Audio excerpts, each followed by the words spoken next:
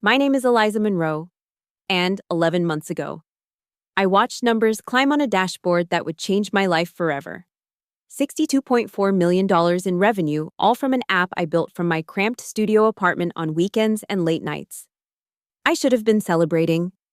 Instead, I was sitting in a sterile conference room, security hovering by the door, while Marcus Bennett, CEO of Innovate Tech, slid a termination letter across the polished table. "We're restructuring the development team," he said with practiced corporate detachment. "Your position has been eliminated, effective immediately." I stared at him, unable to process what was happening. Just yesterday, he'd been on stage at TechCrunch, proudly showcasing my app to thunderous applause. Not once did he mention my name. "What about the app?" I asked, my voice barely audible. Marcus smiled thinly. "The FlowZone app is Innovate Tech property. Section 8.3 of your employment contract clearly states that all intellectual property developed during your employment belongs to the company." The floor seemed to disappear beneath me. Everything I'd built, every line of code, every sleepless night, every brilliant solution to seemingly impossible problems now belonged to a man who had laughed in my face when I first pitched the idea. As security escorted me out, clutching a cardboard box with my desk plants and photos, I made a silent promise. This wasn't over. Not by a long shot. They had no idea what they'd just done. 8 months earlier, I sat in the same conference room, heart pounding as I presented my idea to the executive team.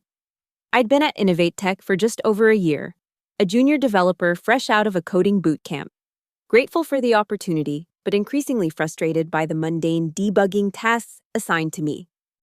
"It's a productivity app designed specifically for freelancers," I explained, clicking through my meticulously prepared slides.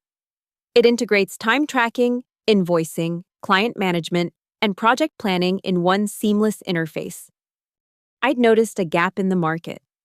Existing productivity apps were either too complex or too simple. Freelancers needed something in between, powerful enough to handle their diverse needs, but intuitive enough to use without a steep learning curve. Marcus leaned back in his chair, arms crossed.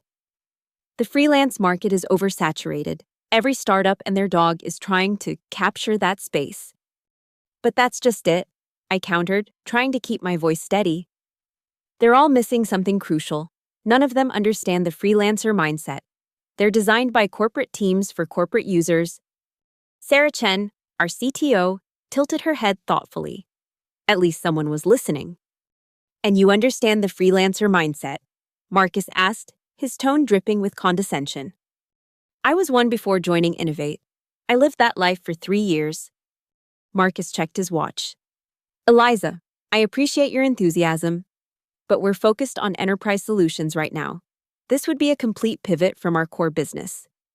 "Just think about it," I pleaded. "The freelance economy is growing exponentially. If we capture even a small percentage..." "We're not interested." Marcus cut me off with finality. "Stick to your assigned tasks. Leave the product strategy to those with experience." As the room emptied, Sarah lingered behind. "Don't take it personally," she said, gathering her tablet. "Marcus is under pressure from investors to deliver on our enterprise contracts." "It's a good idea," I insisted. Sarah smiled sympathetically. "For what it's worth, I think so too. But timing is everything in this business." That night, I sat in my apartment, staring at the mock-ups I'd created. Marcus's dismissal stung, but something in me refused to let the idea die. If Innovate Tech wouldn't build it, maybe I could just as a side project, a portfolio piece. I had the skills, I had the vision. What did I have to lose? I opened my laptop and created a new GitHub repository, FlowZone. I named it an app to help freelancers get in the zone and stay there. Little did I know that decision would change everything. For the next several weeks, I lived a double life. By day, I was a dutiful Innovate Tech employee, fixing bugs and implementing minor features for our enterprise clients. By night, I transformed into a one-woman development team, building FlowZone from scratch. My tiny apartment became command central. Whiteboards covered my walls. user journey maps, and feature prioritization matrices sketched in colorful markers. I subsisted on instant ramen and cold brew coffee. Sleep became optional. The first prototype was rough but functional. I focused on solving the core problems freelancers face, tracking billable hours across multiple projects, creating professional invoices, managing client communications, and visualizing upcoming deadlines. The interface was clean, minimalist, with a focus on reducing cognitive load. After 6 weeks of intense development, I had something worth testing. I reached out to my network of freelancer friends, offering free access in exchange for honest feedback. "This is exactly what I've been looking for," texted Mia, a graphic designer friend, after 2 days of use. "It's like you've been reading my mind." Similar messages poured in. My test group of 15 users quickly asked if they could share it with colleagues. By the end of the month, I had 50 active users, all providing valuable feedback that I incorporated into nightly updates. One feature in particular was getting rave reviews, flow sessions, a Pomodoro-inspired timer that blocked distractions and tracked deep work periods. Users reported increased productivity and better work-life boundaries. "I've tried every productivity app out there," wrote Jason, a freelance copywriter. "This is the first one that actually helps me focus instead of becoming another distraction." As word spread, something unexpected happened. College students started signing up. They weren't my target audience, but they loved the app's ability to track different courses, assignments, and study sessions.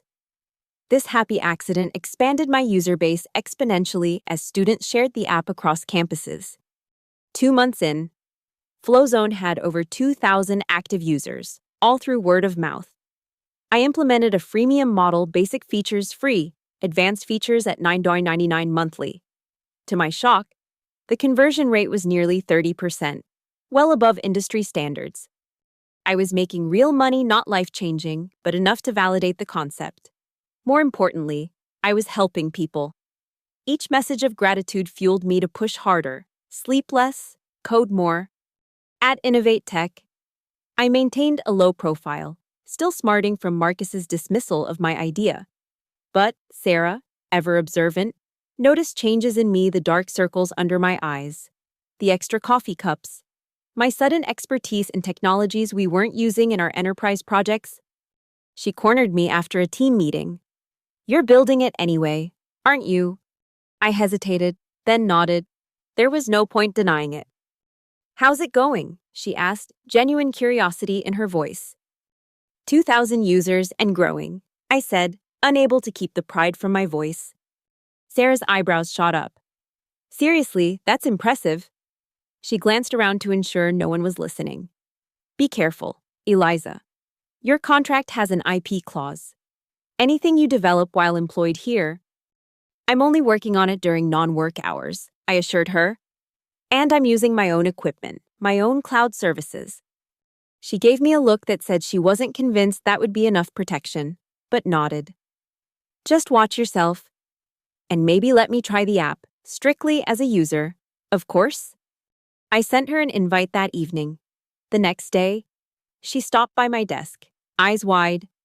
"This is really good, Eliza. Like, really good. The UX is intuitive. The feature set is tight. You've built something special here." Her validation meant more than she knew. Sarah was a brilliant CTO with impeccable standards. If she thought Flowzone was good, maybe I wasn't just deluding myself. "You should be proud," she added. "But seriously, be careful." I nodded, appreciating her concern while dismissing it internally. I was building something people wanted. That was all that mattered. By month 4, Flowzone had exploded to 50,000 users.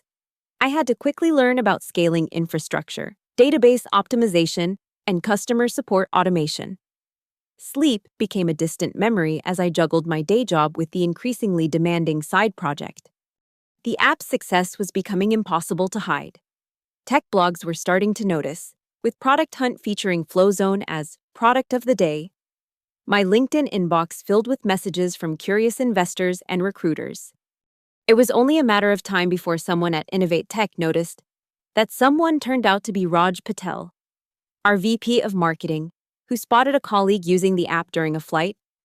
He appeared at my desk one morning, coffee in hand. "So, I saw something interesting yesterday. An app called FlowZone."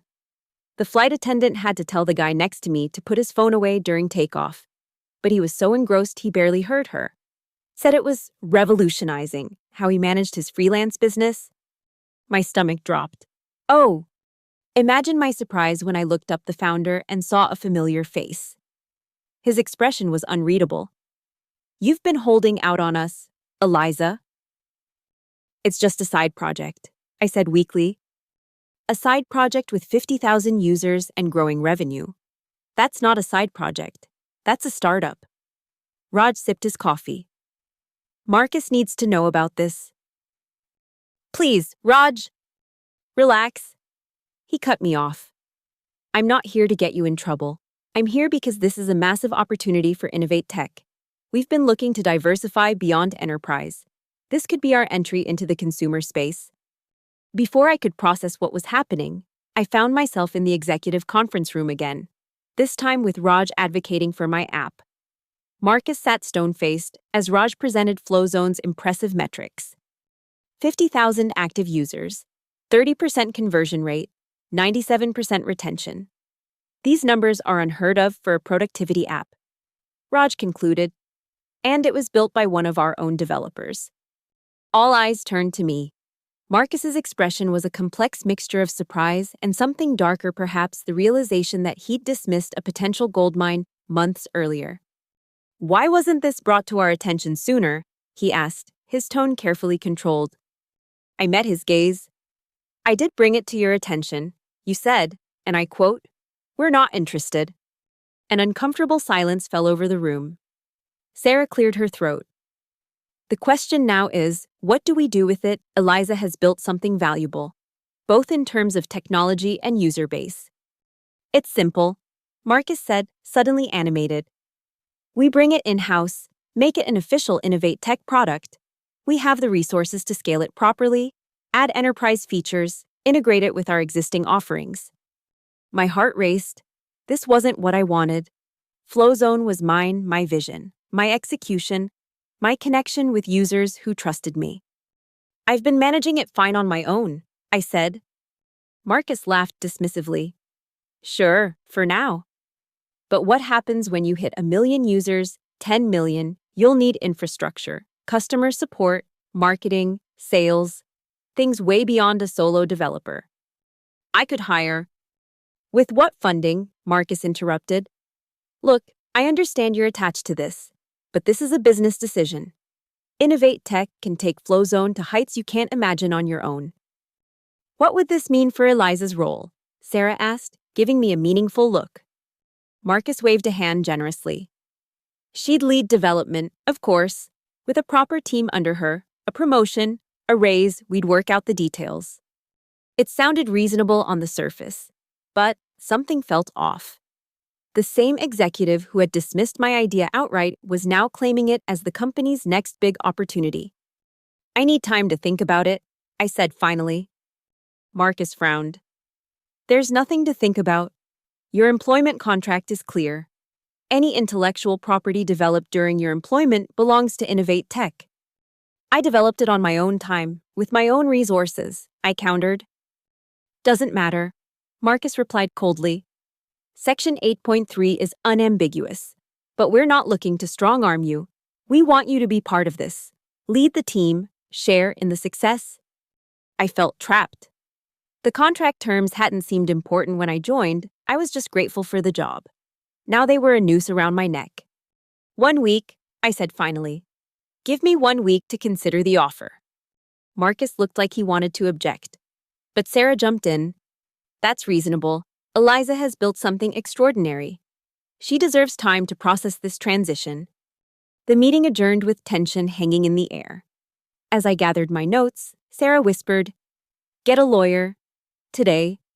I spent that night researching tech attorneys, finally scheduling a consultation with Grace Lynn, a specialist in intellectual property and startup law. Her office was in a gleaming downtown tower, far from my budget-friendly neighborhood. "Based on what you've described," Grace said after reviewing my employment contract. Innovate Tech has a strong claim to ownership of Flowzone. My heart sank, even though I built it entirely on my own time. Unfortunately, yes, Section 8.3 is what we call a broad assignment provision. It doesn't just cover work you do during office hours or using company resources. It covers any intellectual property created during the period of your employment, regardless of when or how you developed it. That can't be legal, I protested. It's perfectly legal and common in the tech industry. Grace's expression softened. There are potential arguments we could make that the provision is overly broad, that it represents an unfair restraint of trade, but litigation would be expensive and uncertain. So what are my options? Grace leaned forward. First, negotiate. They clearly see value in what you've built. Push for meaningful equity in the product, a significant promotion, control over the development roadmap. And if that fails, then you have a difficult decision. Fight them legally, with uncertain odds, or accept their terms and try to protect your creation from within. I left Grace's office with a heavy heart and a lighter bank account. The consultation fee alone had been steep. Actual litigation would be financially impossible for me. Over the next few days, I tried to negotiate with Innovate Tech. I asked for a 30% stake in Flowzone as a separate entity, with me as product director. Marcus countered with a 5% stake, no separate entity, and a role as technical lead under a product manager of his choosing. We were at an impasse when TechCrunch Disrupt arrived, a major industry conference where Innovate Tech had a speaking slot. I was surprised when Marcus personally invited me to attend with the executive team. We're going to announce Flowzone as our newest product, he explained. It would be good to have you there, even while we're still finalizing details. It felt like an olive branch, possibly a sign he was reconsidering my role. I agreed, hoping to use the public setting to strengthen my position. The conference center buzzed with energy as startups and tech giants showcased their latest innovations. Marcus took the stage for his keynote, dressed impeccably in the tech CEO uniform of expensive jeans and a blazer. Today, I'm excited to announce Innovate Tech's expansion into the productivity space, he began, clicking to a slide displaying Flowzone's logo, the logo I had designed myself at my kitchen table. My initial pride quickly turned to horror as Marcus continued. Our team has developed a revolutionary app that's already helping 50,000 freelancers and students manage their work more effectively. Our team. I stared in disbelief as Marcus described Flowzone's features as if they had emerged from Innovate Tech's collective genius, rather than my solitary efforts. This represents months of careful development and user testing, he continued. A perfect example of Innovate Tech's commitment to innovation and understanding untapped markets. Not once did he mention my name. Not once did he acknowledge that a junior developer had built the entire product alone. In Marcus's narrative, Flowzone was the result of Innovate Tech's visionary leadership and team excellence.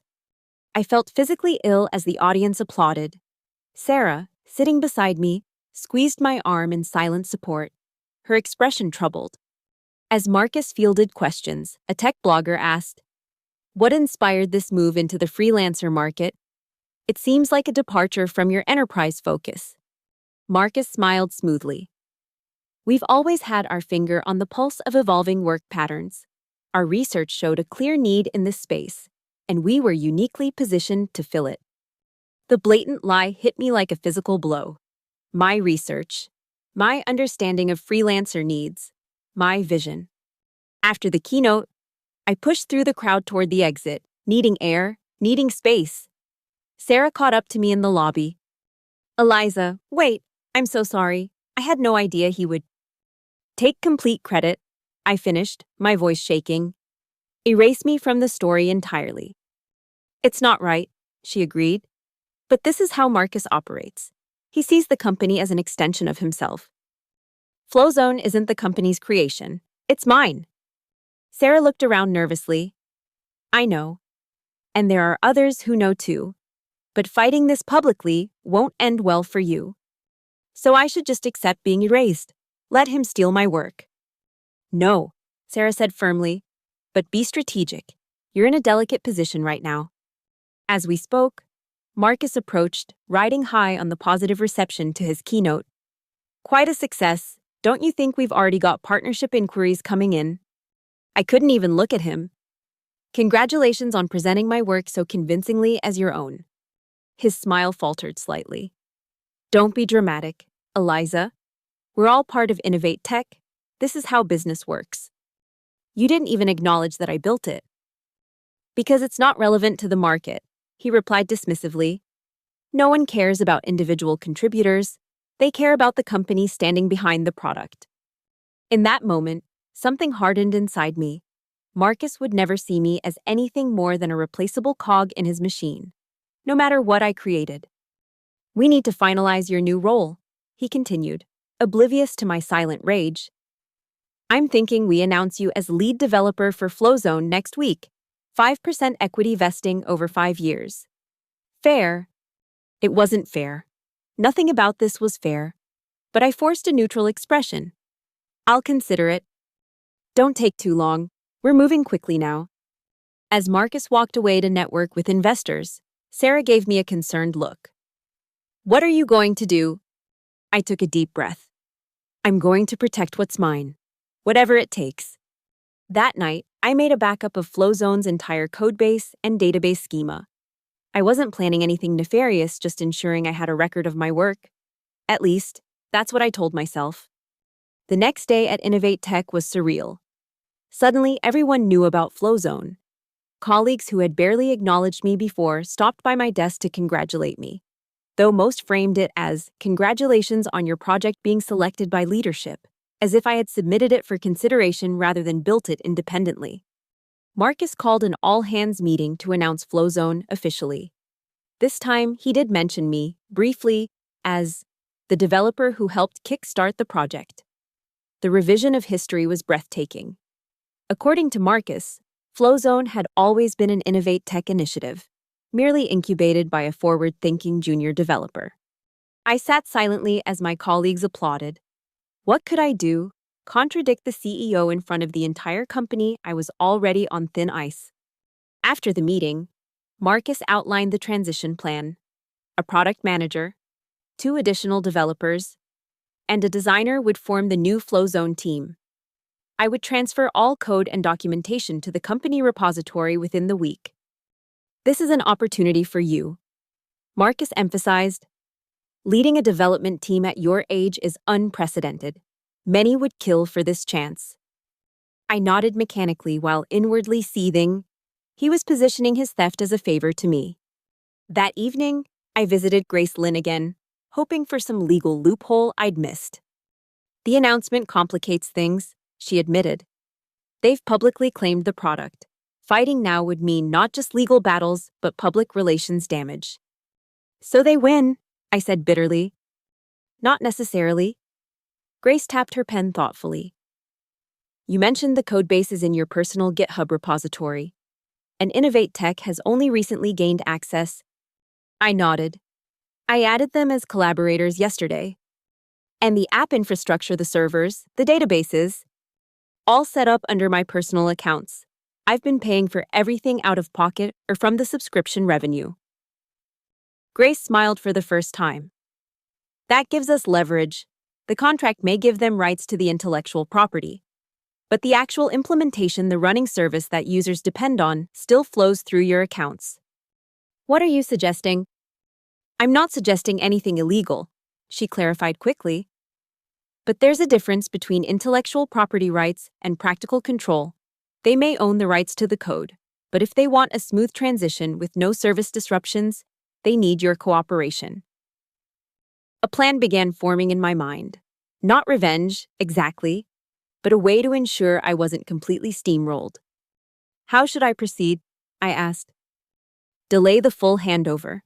Raise technical concerns about the transition. Meanwhile, document everything, every conversation, every email. And continue growing the user base independently. The more valuable Flowzone becomes, the more leverage you have. I followed Grace's advice, finding plausible technical reasons why transferring control was complicated. The database schema needed cleaning. The authentication system had security considerations. The API documentation wasn't complete. Marcus grew increasingly frustrated with what he perceived as foot-dragging, but I maintained a facade of cooperative professionalism. I want the transition to be seamless for users, I insisted. We can't rush this. Meanwhile, Flowzone continued to grow explosively. A popular tech influencer discovered the app and praised it in a YouTube video that garnered millions of views. Overnight, user numbers jumped from 50,000 to 150,000. Revenue increased proportionally.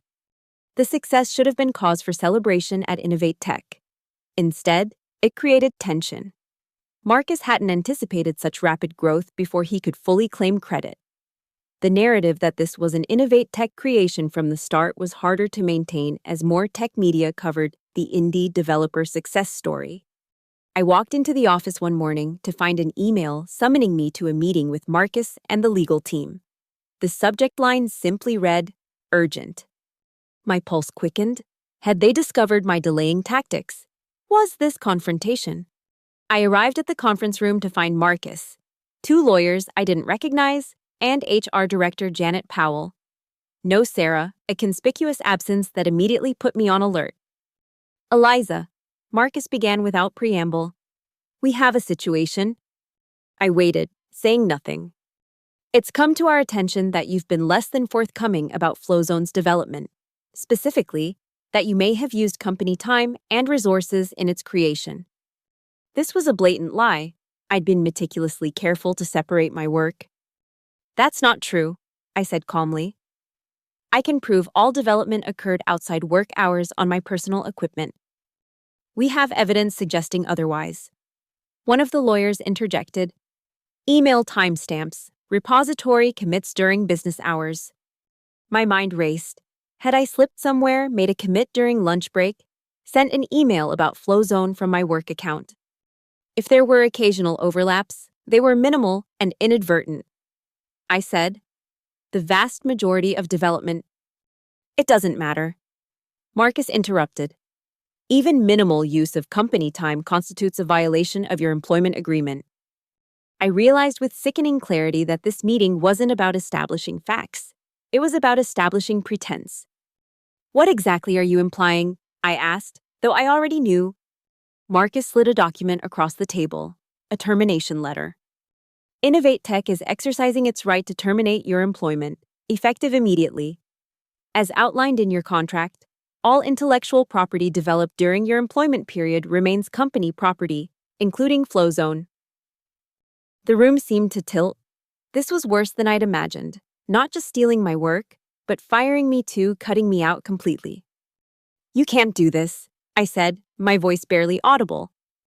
"We can and we are," Marcus replied coldly. "The decision is final. Janet will escort you to collect your personal belongings.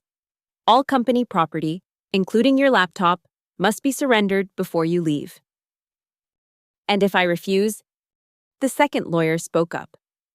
"Then Innovate Tech will pursue all available legal remedies, including but not limited to an injunction against your continued operation of Flowzone and damages for intellectual property theft."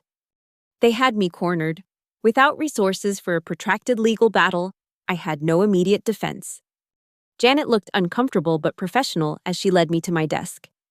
Colleagues watched in confusion as I emptied my drawers into a cardboard box. No one approached news of a firing spreads fast, and no one wants the contamination to rub off.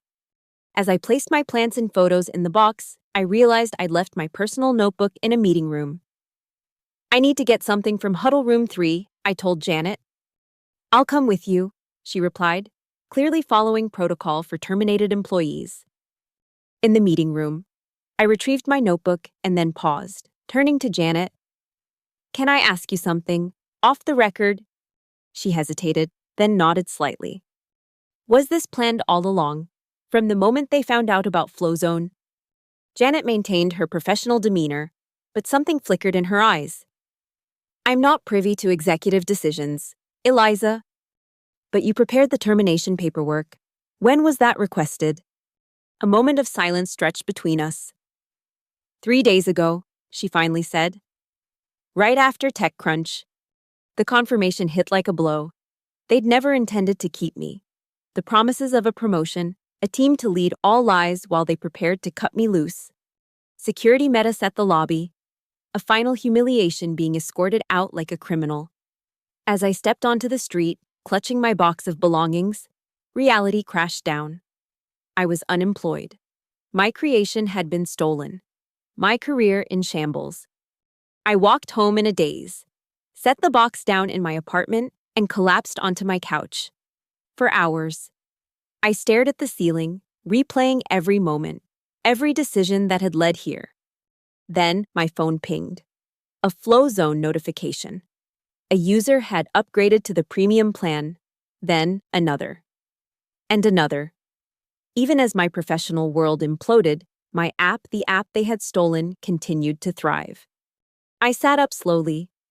I still had access to everything: the codebase, the user database, the payment processing. Innovate Tech owned the intellectual property rights, yes.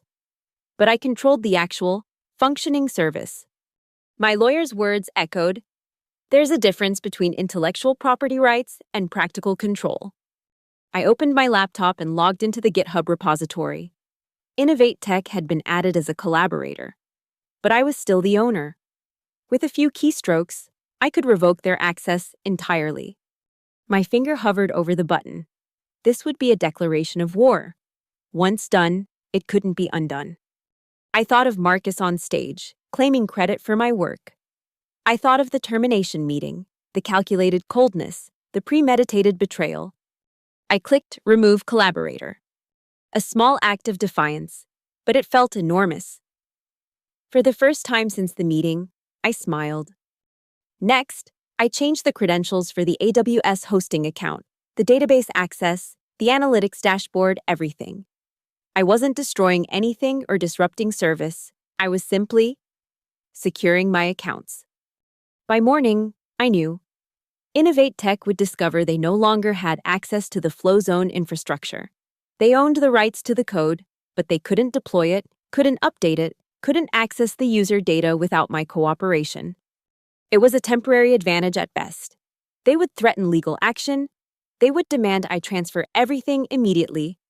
But it bought me time to think, time to plan.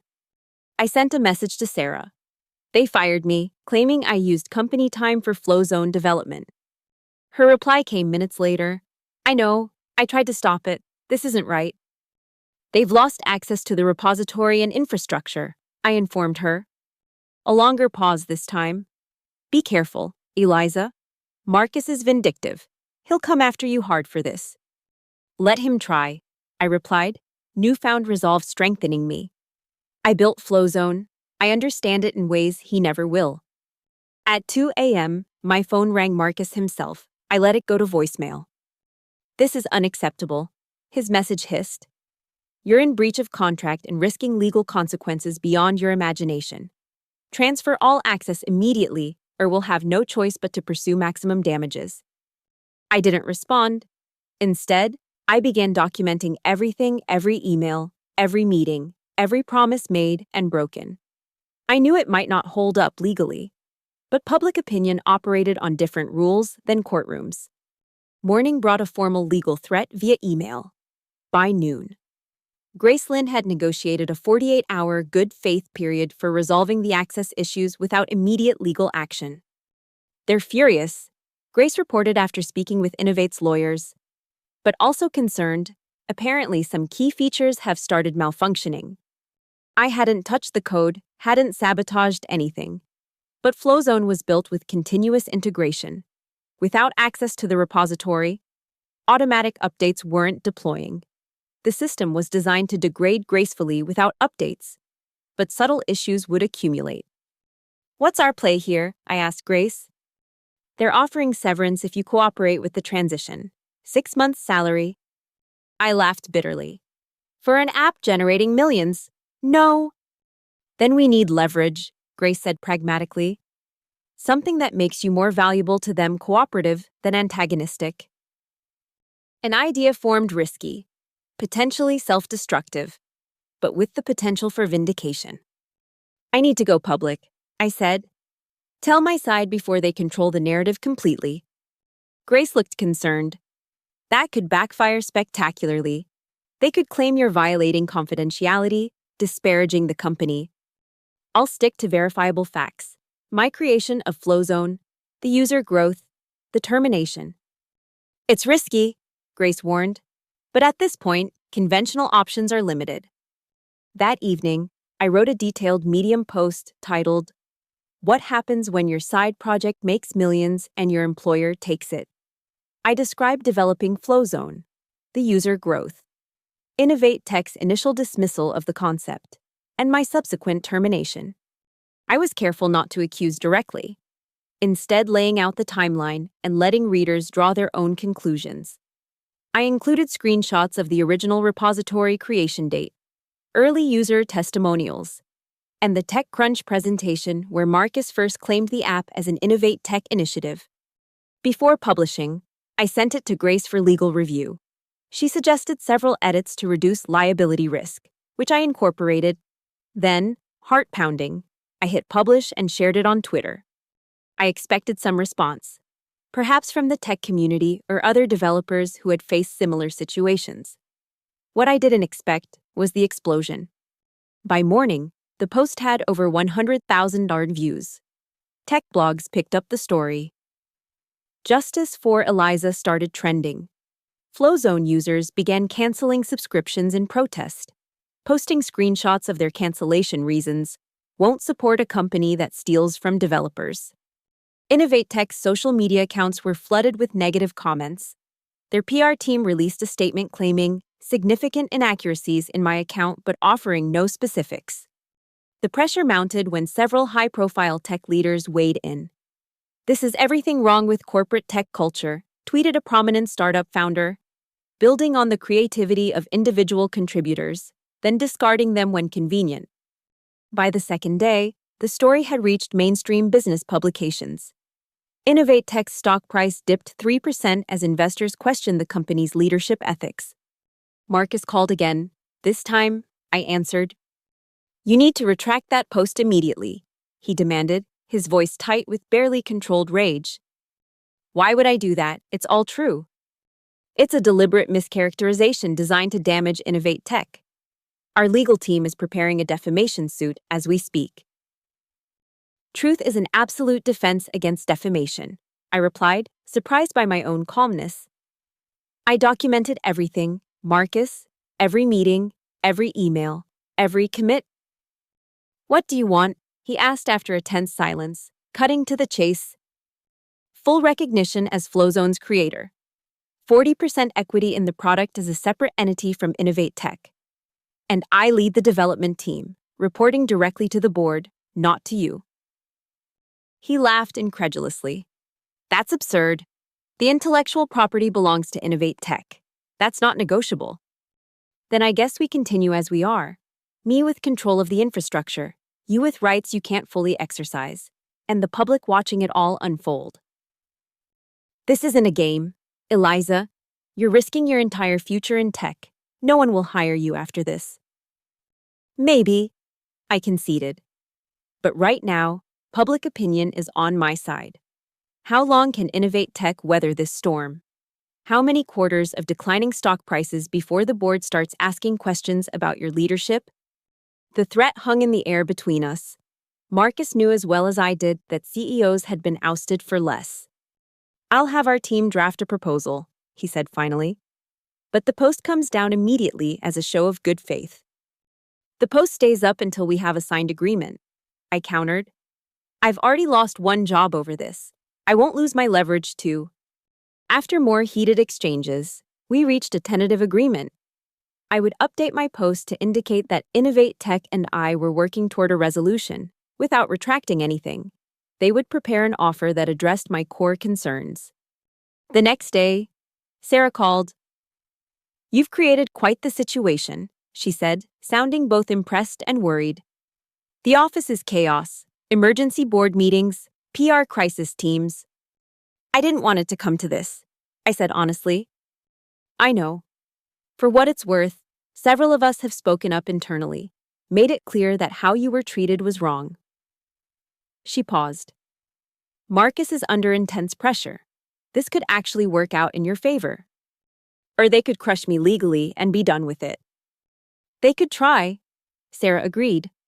But the board is more pragmatic than Marcus. They care about shareholder value, not ego. 2 days later, Innovate Tech's lawyers presented an offer a new entity would be formed to own and operate Flowzone.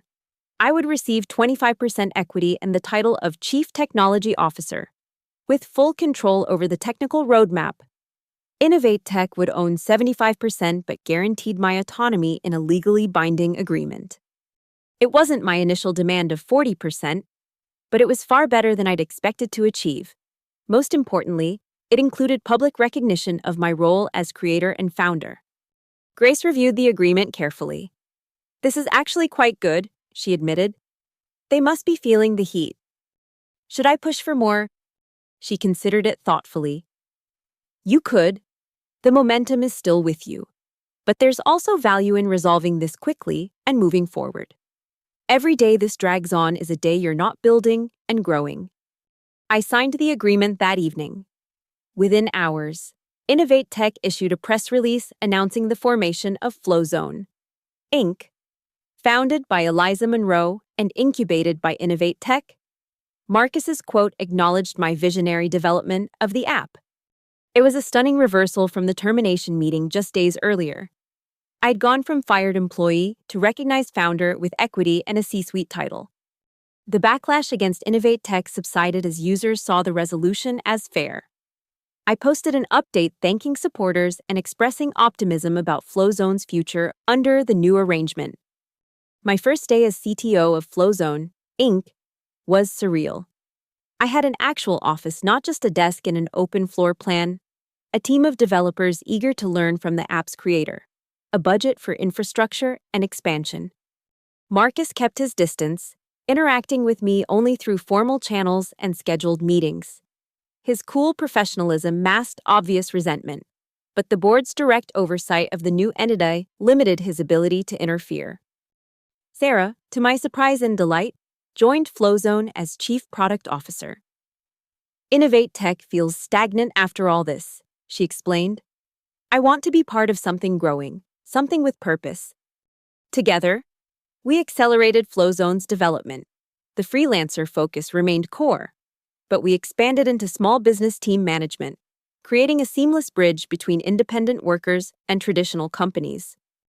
6 months after the spinoff, Flowzone hit 1 million users. Revenue approached $4 million monthly. My 25% stake was worth more than I could have imagined when building the first prototype in my apartment. Tech publications that had covered the controversy now wrote about the success story. From fired to founder, how Eliza Monroe turned adversity into a tech empire, read one headline. The ultimate vindication came when Innovate Tech's board replaced Marcus as CEO following several quarters of underperformance. His replacement, a respected industry veteran, reached out personally. What happened with Flowzone was inexcusable, she told me during our first meeting. But it led to something extraordinary. Sometimes losing everything is the only way to discover what you're truly capable of building. 1 year to the day after my firing, I stood on the stage at TechCrunch Disrupt, the same stage where Marcus had once claimed my work as his own. This time, I was the invited speaker, introduced as the founder and CTO of Flowzone, one of the fastest-growing productivity platforms of the decade. As applause filled the auditorium, I thought about the journey, the late nights coding in my apartment, the betrayal, the fear and uncertainty, the fight for recognition, and finally, the victory, not just of survival, but of thriving. Flowzone began with a simple observation. I told the audience, the tools we use shape how we work, and how we work shapes our lives. I wanted to build something that didn't just track productivity, but enhanced the quality of work itself. I glanced at the Flowzone team seated in the front row, now 30 people strong. Sarah gave me a thumbs up. The path wasn't straightforward. I continued with deliberate understatement, drawing knowing laughter from those familiar with the story. But each obstacle forced me to clarify what mattered: creating technology that genuinely helps people do their best work. As I demonstrated Flowzone's newest features, I felt a profound sense of closure. They had tried to take everything from me, my creation, my job, my reputation. Instead, they had inadvertently set me free, pushing me to fight for what was rightfully mine and ultimately creating something far greater than I could have achieved within their constraints. The app that now generated over $60 million in annual revenue had been born in adversity, shaped by struggle, and strengthened by the very forces that tried to claim it. In losing my job, I had found my calling. In defending my creation, I had discovered my power. And they had no idea what I would build next.